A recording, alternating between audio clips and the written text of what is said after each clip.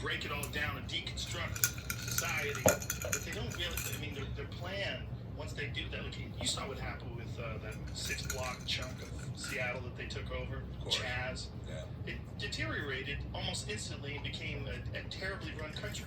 Right. They had borders, they had people beating people up for filming things. I mean, they had murders. They're thinking about walls. Yes, they took over too. Not only that, they appropriated all the buildings. They didn't build those buildings, they just took it over. The problem with that kind of thinking is, even if you think you're right, what you're doing, now someone can do that to you.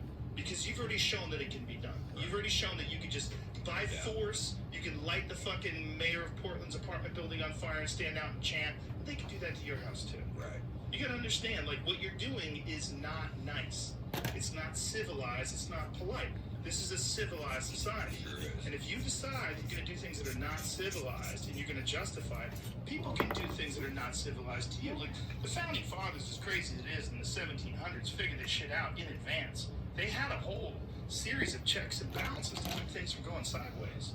They really had some good ideas. It's really amazing when you stop and think about their great insight into human nature and how it could apply. And where it might go, right? They were right. They were right. Now, you know, when we were having protests and vandalism and whatever in Beverly Hills, and they were saying that the next, you know, they're coming to tear your town apart. You know, I really didn't think they would, but I still had a retired Navy SEAL standing in front of my house with a gun, and his message was, "Why don't you go fuck up the house next door to Ron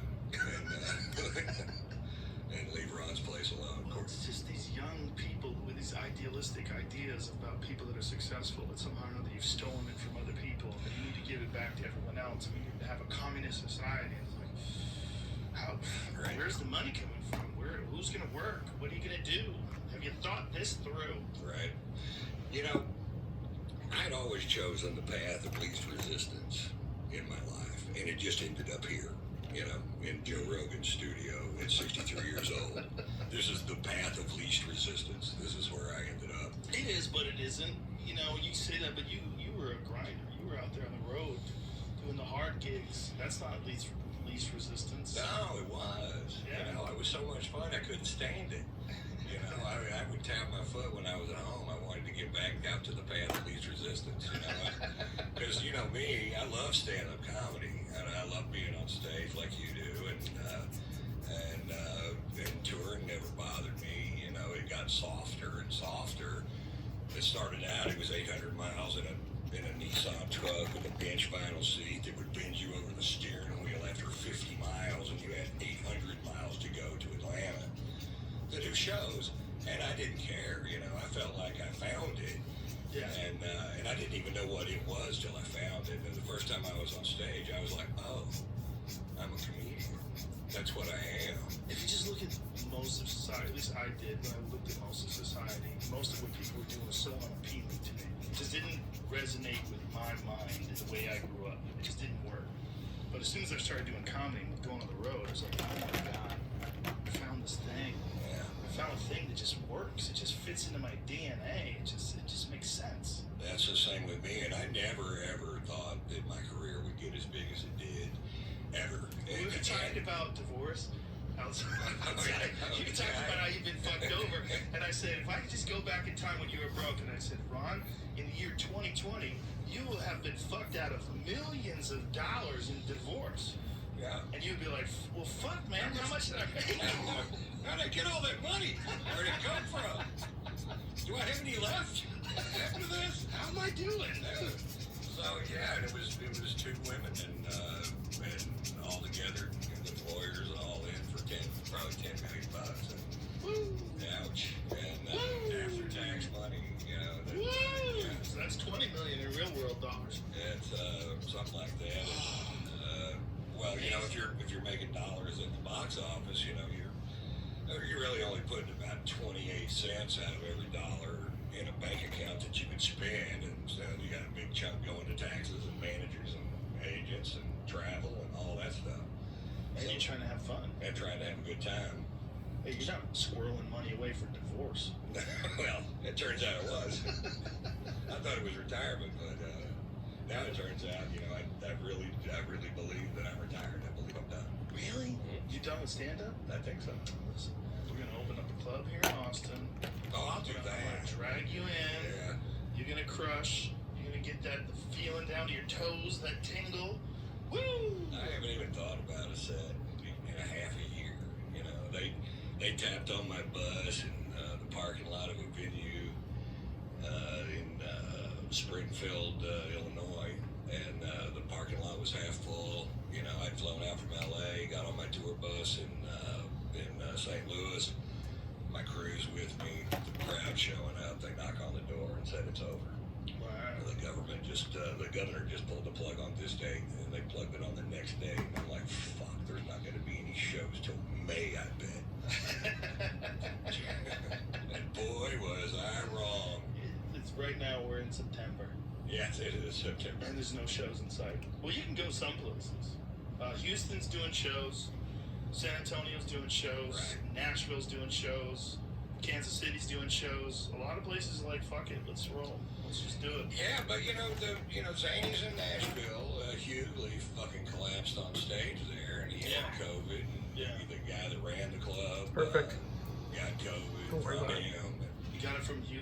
Yeah, from Hughley. Well, he got it, so we're assuming it's from Maybe Hughley. he gave it to him. Well, it could have gone the other way, except for Hughley collapsed, and then he came up positive 3 days later. Whoever Hughley's road manager is, props to that guy, because he saw it coming and caught him.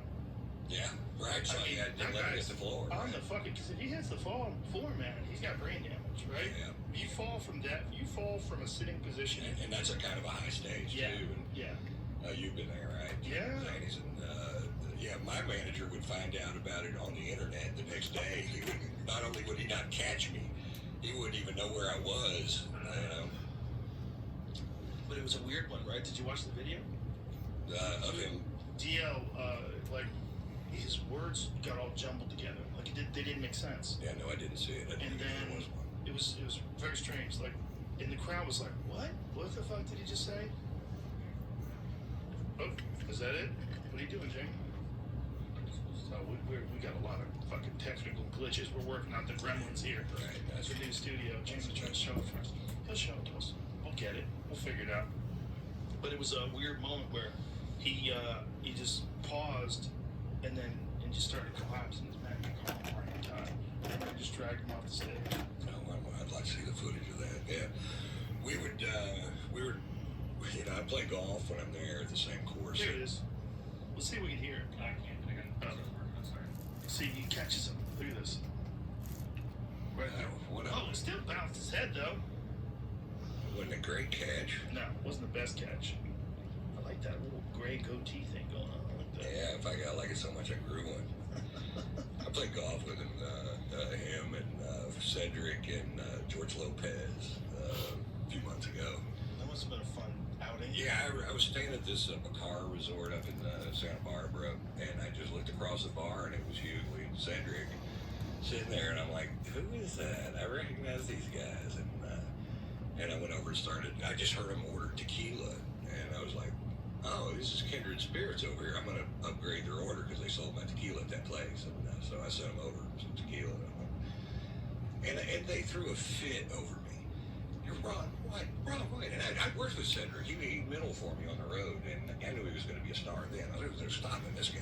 You know, he's got so much talent and energy. And so it turns out Lopez was coming up to play golf with him the next day, and so we hooked up, made it a foursome, killed a bottle of number one extra añejo on the course. We passed it around on the 18th to polish it off. And what a hoot, you know, what a glorious day that was. Just laughter and fun. I'm sure golf is awesome. It's just that's a lot of time. It's a time. You don't have time for it, buddy. I don't have time. You for ain't it. got time for it. I don't know how you do what you do. 3 shows a day, or 3 of these a day, and then I don't do 3 a day anymore. Well, the last time I did your show, I was the 3rd one that day, and you're like, yeah, I'm gonna go do my abs, and then I got 5 sets tonight. I'm like, Jesus Christ, I'm gonna go to bed. I was drunk, stoned. I'm like, you're gonna do what? Yeah, I gotta do my abs, and I'm gonna head on over. Yeah, last podcast we got a little lit. Yeah, We got crazy. yeah, early. So It's your fucking tequila. You come bringing your own tequila. What's a man supposed to do? right. You gotta drink it. So you were saying you're just in in the tequila business now. You're basically not even in the comedy business anymore. You know, I actually told somebody in a conversation that I used to be a comedian. I say, so there's a meeting, I used to be a comic. And then I kind of caught myself. I'm like, well, because I believe if you want to be a comedian, all you have to do is go be a comedian. Like, you have to do that, right? You have to go do it. You have to go do shows and all those things, and then I just don't do anymore. When do you call someone a comic? Like, how long do they have to have done it? You know, before I recognize it, a while, you know. What's a while? You know, I think it started, I'd say 5. 5 years. Yeah, before you start to understand the relationship between you and all those people out there, it's a long process. I think I caught it on. I caught on to doing stand up really quickly. So when I had 4 minutes, I could kill for 4 minutes, and then I could kill for 5 minutes. So I always kind of understood how to generate the power, you know, even from pretty early on. But I still only had 5 minutes. I think the worst thing that can happen to a young comic now is they come out and win some contest, and all of a sudden they're headlining, but you know, they won the 10 minutes of material, and then what do you do? That's a tough spot to be in. Yeah, it's horrible. Charlie Murphy was famous, and then he started doing stand-up. So he was doing stand-up as a famous person, famous for being funny on the Chappelle Show. Right. That took balls. Yeah, it did. I was around Charlie during those days, and it was crazy. He just was learning stand-up in front of sold-out crowds. Yeah, that's scary. But I never thought any of this, even though I was standing right next to Foxworthy when he exploded into one of the biggest comics that ever lived. I never thought it would happen to me. You know, I just didn't. And I was okay with it. You know, I liked being a club headliner, and I was still making, you know, as much money as my friends.